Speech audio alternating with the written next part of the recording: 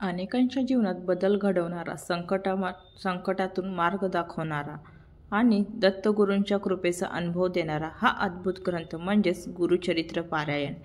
नमस्कार सर्वांना. आज आपण गुरुचरित्र म्हणजे काय, त्याचे पारायण कसे करायचे आहे, त्यातील अध्यायाचा आध्यात्मिक अर्थ आणि पारायणामुळे होणारे चमत्कार, फायदे याबद्दल शांततेने आपण जाणून घेणार आहोत.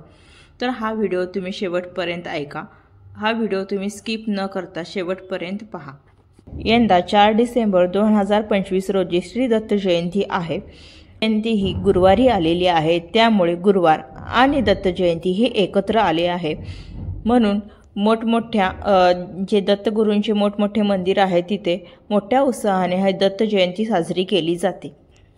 आता मी तुम्हाला गुरुचरित्र पारायण कसे करायचे आहे, गुरुचरित्राचा पारायणचा सप्ताह कसा बसवायचा आहे हे सांगणार आहे. पण त्या अगोदर तुम्हाला गुरुचरित्र म्हणजे काय ते माहिती पाहिजे. तेच माहिती नसेल तर तुम्ही गुरुचरित्र पारायण करणार तरी कसे. चला पाहूया गुरुचरित्र म्हणजे काय. गुरुचरित्र हा दत्तावरील सर्वात पवित्र ग्रंथ मानला जातो. श्री नरसिंह सरस्वतीच्या अवताराचे जीवन, त्यांचे उपदेश, त्यांची लीला आणि गुरुत्वाचे गुढज्ञान यात सुंदररित्या मांडले आहे. गुरुचरित्र हा 52 अध्यायाचा ग्रंथ आहे. हा ग्रंथ व्यास ऋषींनी सांगितलेली परंपरा पुढे नेणारा आहे. चरित्र वाचल्यावर काय होतं ते सांगते. गुरुचरित्र वाचल्याने, ऐकल्याने किंवा पारायण केल्याने मनातील काळजी, भीती, अडचणी हळूहळू दूर होतात. आता आपण गुरुचरित्र पारायण म्हणजे काय पाहूया.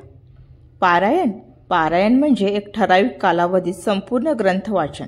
गुरुचरित्राचे पारायण 7 दिवस, 3 दिवस किंवा 1 दिवस असे विविध प्रकारे केले जाऊ शकतात. पण सगळ्यात लोकप्रिय आणि पारंपरिक पद्धत म्हणजे 7 दिवसाचे पारायण, ज्याला आपण सप्ताह म्हणता.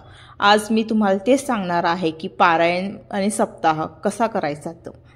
तर मी तुम्हाला गुरुचरित्र पारायण का करावे आणि म्हणजे गुरुचरित्र पारायणास का बसावे ते सांगते. आपल्या जीवनात अडचणी, संकटे, चिंता, घरात शांतता न राहणे, कंटिन्यू चिडचिडपणा आपला वाढणे, घरात आजारी व्यक्ती राहणे, हे सर्व जणांनाच अनुभव येतात. पण मग काय, माझेच नशीब खराब असंच म्हणत बसायचंय का आपल्याला? नाही ना. म्हणूनच आपल्याला गुरुचरित्र पारायण करायचे आहे. आता मी तुम्हाला एक साधं उदाहरण, आपल्या दैनंदिन जीवनातलं उदाहरण सांगत आहे. तुम्हाला खोकला, सर्दी, काही आजार झाला की तुम्ही काय करता? डॉक्टरकडे जाताच ना. का जाता? तर बरे वाटावे म्हणून.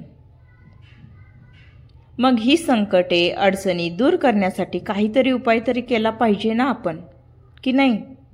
ह्या जगात उपाय तर खूप ज्योतिषी हे करतात की इकडे जावा, तिकडे जावा, हे करा, ते करा असे सांगतील. पण तरी आपलं मन शांत, स्थिर होत नाही. बरोबर आहे ना मी बोलते ते? म्हणूनच गुरुचरित्र हे असं एक अमृत आहे की तुम्ही किती पापे केली, तुम्ही किती जरी दुसऱ्यांसोबत वाईट वागला असाल तरी चिंता करू नका. फक्त गुरुचरित्र वाचायला सुरुवात करा. ते वाचण्याच्या आधी दत्तगुरूंबरोबर बोला की स्वामी, आजपर्यंत स्वार्थ, मोह ह्यांच्यात अडकून खूप पापे केली मी. पण आतापासून तुम्हीच ह्या देहाला सांभाळा, तुम्हीच ह्या देहाचे मालक आहात असं म्हणून गुरुचरित्र वाचायला सुरुवात करा. आणि बघा, तुमची अडचणी, संकटे, चिंता कुठे गेली तुम्हालाही समजणार नाही. नंतर जसजसे वाचन वाढत जाईल तसे स्वतः दत्तगुरू तुम्हाला कोणत्या ना कोणत्या रूपात येऊन सांगतील की गाणगापूरला जा, अक्कलकोटला जा. एकदा गुरु पकडला की सर्व ज्ञान होते आणि ते कायमस्वरूपी राहते. पारायण करताना पहिल्या दिवशी मनात एक संकल्प करा. म्हणजे तुम्ही गुरुचरित्र पारायण कशासाठी करणार आहात ते पहिलं तुम्ही ठरवा. म्हणजे की तुमच्या आरोग्यासाठी करणार आहे, मानसिक शांततासाठी करणार आहे, किंवा जीवनातील अडथळे दूर करण्यासाठी, घरातील कलह म्हणजेच चिडचिडपणा, भांडणे, तंटा हे कमी करण्यासाठी तुम्ही गुरुचरित्र पारायण करत आहे. त्या अगोदर तुम्ही संकल्प करा पहिल्या दिवशी. त्यानंतर पारायणाच्या दिवसात शक्य तेवढे सात्विक आहार खा, संयम बाळगा, वादविवाद टाळा आणि शांतता ठेवायचा प्रयत्न करा. त्यानंतर दररोज ठराविक वेळी वाचन करावे. म्हणजे जर तुम्ही टाईम ठरवला असाल की सकाळी मला 7 वाजताच पारायणला बसायचं आहे, तर तुम्ही 7 वाजताच बसा. म्हणजे जो काही तुम्ही सप्ताह वाचणार आहात, म्हणजे गुरुचरित्र पारायणचा सप्ताह करणार आहात, त्यामध्ये फक्त एक ठराविक वेळच ठेवा. जर तुम्ही पहिल्या दिवशी 7 वाजता सकाळी वाचणार असाल तर दुसऱ्या दिवशी पण 7 वाजता, असं कंटिन्यू 7 दिवस तुम्ही तेच टायमिंग ठेवा. जर गुरुचरित्र पारायण करायच्या दिवशी म्हणजे एकादशी, पौर्णिमा किंवा दत्त जयंती असेल तर हा दिवस अधिक शुभ मानला जातो. आता पूजा कशी करायची, तर गुरुचरित्र पारायणचं ग्रंथाचं पुस्तक घ्यायचं आहे. त्यावर हळदी कुंकू वाहायचे आहात. मग पिवळे कोणतं तर फूल ठेवायचं आहे. पिवळं फूल का ठेवायचं, तर गुरूंना पिवळं फूल आवडतं, त्यामुळे आपण पिवळे फूल वाहायचे आहेत. पिवळे फूल नसेल तर तुम्ही कोणतेही फूल वाहू शकता. दीप, उदबत्ती, तुळशीची पाने ग्रंथावर ठेवून पूजा करायची आहे. आता मी तुम्हाला गुरुचरित्र पारायणचा सप्ताह कसा बसवायचा, कसा क्रम, म्हणजे गुरुचरित्र पारायण पहिल्या दिवशी कोणते अध्याय वाचायचे आहेत, दुसऱ्या दिवशी कोणतं वाचायचं ते सांगत आहे. तर गुरुचरित्र पारायणच्या पहिल्या दिवशी अध्याय 1 ते 10 वाचावे. दुसऱ्या दिवशी अध्याय 11 ते 16 वाचावे. तिसऱ्या दिवशी अध्याय 17 ते अध्याय 25 पर्यंत वाचावे. चौथ्या दिवशी अध्याय 26 ते 31 पर्यंत वाचावे. पाचव्या दिवशी अध्याय 32 ते 37 पर्यंत वाचावे. सहाव्या दिवशी अध्याय 38 ते 44 पर्यंत वाचावे. आणि सातव्या दिवशी अध्याय 45 ते 52 पर्यंत वाचावे. आणि सातव्या दिवशी आपण हा अध्याय वाचून झाल्यानंतरनं सप्ताह आपला उठवावा. म्हणजेच सप्ताहाचा समारोप करावा. म्हणजे 7 दिवस झाल्यानंतर 7व्या दिवशी आपण शेवटी आरती, नामजप म्हणजे श्री गुरुदत्त असं म्हणत नामजप करून त्यानंतर प्रसाद ठेवून तो आपण हा सप्ताह पूर्ण करावा. पाण्याच्या वाचनानंतर आपण एक पेला घ्यायचा आहे आणि तो पेला त्यावर हात झाकून ठेवून द्यायचे आहे. जेव्हा आपलं पहिल्या दिवसाचं पारायण संपेल तर म्हणजे संपला की त्या पेल्यामधलं पाणी आपण प्रसाद म्हणून प्यायचं आहे. असं 7ही दिवस आपण हे करायचे आहेत. आणि जो 7व्या दिवशी आपण सप्ताह संपवणार आहे त्या दिवशी ते पाणी म्हणजे ते उदक पवित्र मानले जाते आणि आपण शेवटी प्रसाद म्हणून ते पाणी सर्वांना वाटून द्यायचे आहे. आता मी तुम्हाला गुरुचरित्र पारायण करताना काही नियम पाळायचे आहेत ते सांगणार आहे आणि त्याचबरोबर साहित्य कोणते लागणार आहे ते पण सांगणार आहे. जर गुरुचरित्र पारायण करताना आपल्याला साहित्य पाहणार आहोत. सर्वप्रथम एक पाटा किंवा चौरंग घ्यायचा आहे.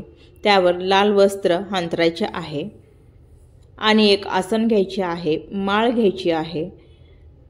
त्यानंतर गुरुचरित्र पोथी घ्यायची. एक नारळ, 4 विड्यांची पाने, 2 सुपाऱ्या ह्या संकल्पासाठी घ्यायच्या आहेत. तांदूळ, पाणी, 1 वाटी आणि फुले इत्यादी आपल्याला लागणार आहे. आता आपण गुरुचरित्र पारायणचे नियम काय आहेत ते पाहूया. गुरुचरित्र पारायण करायच्या अगोदर आपल्याला म्हणजेच आदल्या दिवशी गाईला चारा व कुत्र्याला बिस्किट खायला द्यायचे आहे. पारायण लावले असताना म्हणजे पारायण करताना कांदा, लसूण पदार्थ वर्ज्य करायचे आहे. संध्याकाळी नित्यध्यान वाचावे. रात्री झोपताना चटई सतरंजीवर झोपावे. गादी किंवा उशी घेऊ नये. म्हणजेच ब्रह्मचार्य ही स्थिती आपण म्हणजे जगायची आहे. परान्न करू नये म्हणजेच बाहेरचे अन्न खाऊ नये. पारायण काळात कोणाच्या घरी जाऊ नये. खोटे बोलू नये. कोणासही वाईट बोलू नये. वाचनाला बसताना सर्व घरात गोमूत्र शिंपडून बसावे. यामुळे काय होईल की आपल्याला न कळत काय पाप वगैरे झाले असतील किंवा अशुद्ध कोणत्या गोष्टी झाल्या असतील तर ते म्हणजे शुद्धीकरणाचं काम गोमूत्र करतं. त्यामुळं आपण वाचनाला बसताना गोमूत्र शिंपडूनच बसावे. त्यानंतर जर पारायण चालू असेल त्या कालावधीमध्ये आपण अंत्यविधीस जाऊ नये. म्हणजेच कोणाचा अंत्यसंस्कार वगैरे असतील, कोणते व्यक्ती तुमच्या जवळचे व्यक्ती वगैरे मरण वगैरे पावले असतील तर तुम्ही त्या दिवशी अंत्यसंस्काराला जाऊ नये, म्हणजेच पारायण भंग करू नये. पण जर काही वेळेस की तुमच्याच घरात की म्हणजे एखादी व्यक्ती मृत झालेली असते, मृत पावलेली असते, तर त्यावेळेस काय करावं? किंवा असं पण होतं की तुम्ही असं म्हणसाल की आमच्या भावकीत अमुक अमुक तमुक वारलेला आहे, ही व्यक्ती वारलेली आहे, तर आम्हाला सुतक लागलं आहे, तर आम्ही पारायण कंटिन्यू करावे का? तर अशा वेळेस सुद्धा तुम्ही पारायण करू नये. जेव्हा सुतक संपेल त्यानंतरच तुम्ही पारायण करावे. किंवा महिलांना पारायण करताना मासिक पाळी आली असेल तर ह्या दरम्यान सुद्धा तुम्ही पारायण थांबवावे. जेव्हा मासिक पाळी पूर्ण होईल त्यानंतरनं तुम्ही पारायण करावे. काही वेळेस म्हणजेच जर तुम्हाला पारायण करणं अगदी शक्यच नसेल किंवा ते कंटिन्यू तुम्हाला पारायण करायचं असेल तर तुम्ही जर तुमच्या घरातील व्यक्ती मृत वगैरे पावली असेल तर तुम्ही कोणत्या तरी तुमच्या म्हणजेच नातेवाईकांना, मित्रमैत्रिणींना, जवळच्या कोण व्यक्ती असतील त्यांना तुम्ही सांगावे की हे आमचं पारायण इथंपर्यंत झालेलं आहे, ह्याच्या पुढचं पारायण तुम्ही करा, म्हणजे खंड पडू देऊ नका. पुढचा नियम आहे गुरुचरित्र वाचन पहाटे 3 ते सायंकाळी 4 पर्यंत करावे.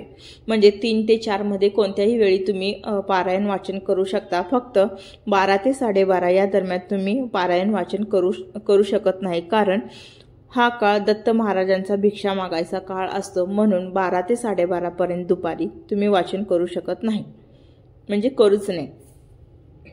आणि शेवटचा नियम, श्री गुरुचरित्र वाचनाच्या कालावधीमध्ये तेच मी आता तुम्हाला आणि शेवटचा आणि महत्त्वाचा नियम जे की मी तुम्हाला अगोदरच सांगितलेला आहे आत्ताच, की श्री गुरुचरित्र वाचनाच्या कालावधीमध्ये सुद्धा आपल्याला नित्यनियमाने सेवा करायची आहे, खंड पडू न देता. तेच की तुम्हाला मी अगोदर सांगितले आहे की जर तुमच्या घरी काही प्रॉब्लेम झाला असेल, महिलांना मासिक पाळी वगैरे आली असेल तर कोणत्या गोष्टी करायच्या आहेत, तेच हे सांगितलेत की पारायण करताना खंड पडू द्यायचा नाही. त्याचे अर्थ समजून घ्या. म्हणजे आपण हे पारायण करतो पण का करतोय ह्याचा अर्थच माहीत नसेल तर पारायण करणं व्यर्थच आहे, बरोबर आहे ना? तर मी सांगते, गुरुचरित्र सांगते की आपल्याला ज्ञानाशिवाय मोक्ष नाही. गुरु म्हणजे प्रकाश. अहंकार, लोभ, राग सोडला की मार्ग सुकर होतो. गुरुचे चरण हे सुरक्षित आश्रमस्थान आहे. भक्तीने केलेली प्रार्थना व्यर्थ जात नाही. हे सर्व गुरुचरित्र आपल्याला शिकवते की जीवनात आलेले प्रत्येक दुःख सुख हे आपल्याला शिकवण्यासाठीच असते. त्यामुळे आपण संयम बाळगायला पाहिजे, शांत राहायला पाहिजे आणि ते स्वीकारून पुढे चालायला पाहिजे.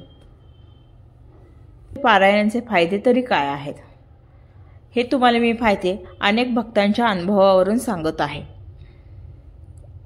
गुरुचरित्र वाचल्यामुळे अस्वस्थता कमी होते, ग्रह कलह दूर होतो, म्हणजेच घरात भांडणे तंटा हे कमी होतात. ज्यांना पितृदोष असेल तर पितृदोष नाहीसा होतो. ज्यांच्या व्यवसायामध्ये अडचणी येत असतील, अडथळे येत असतील तर त्यांनी गुरुचरित्र पारायण केले तर त्यांच्या व्यवसायातील अडथळे दूर होतात. आपण खूपदा म्हणतो ना की मला वाईट स्वप्न पडलं, भीती वाटत आहे, हे तर त्या लोकांनी तर आवर्जून गुरुचरित्र पारायण करावे, कारण वाईट स्वप्न, भीती हे सर्व दूर होतात. जे लोक कायम आजारी असतात त्यांचं रोग व्याधी कमी करण्याचं काम हे गुरुचरित्र करतं. मन खूप अस्वस्थ आहे, मन कुठंच लागत नाही, स्थिर नाही मन, तर त्यांनी देखील हे गुरुचरित्र पारायण करावे. त्यामुळे आपलं मन स्थिर राहतं. आणि सर्वात महत्त्वाचं की घरात सकारात्मकता वातावरण निर्माण होते. गुरुचरित्र पारायण म्हणजे फक्त ग्रंथ वाचन नाही, तर तो आपल्या आत्मशुद्धीचा मार्ग आहे. गुरुचरित्र पारायण हे फक्त भक्ती, श्रद्धा आणि कृपेचा अनुभव देणारा अद्भुत मार्ग आहे. गुरुदत्तांच्या कृपेने जीवनातील अडथळे दूर होऊन आनंद, समृद्धी आणि मानसिक शांतता मिळते. श्री गुरुदेव दत्त. श्री स्वामी समर्थ महाराज की जय. सर्वांना श्री दत्त जयंतीच्या हार्दिक शुभेच्छा. धन्यवाद.